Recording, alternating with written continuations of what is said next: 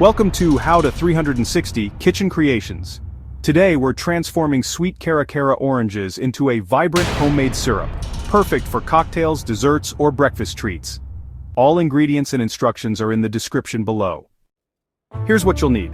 4 to 5 Cara Cara oranges, zested and juiced.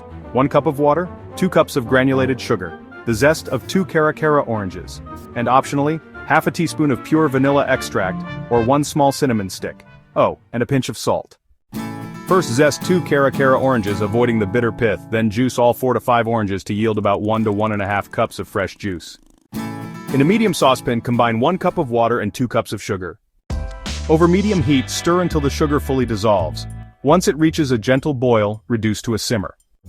Add the orange zest, plus a cinnamon stick or vanilla extract if you like, and simmer for 8 to 10 minutes to infuse flavor. Stir in your fresh Cara Cara orange juice and a pinch of salt. Simmer for another 2 to 3 minutes.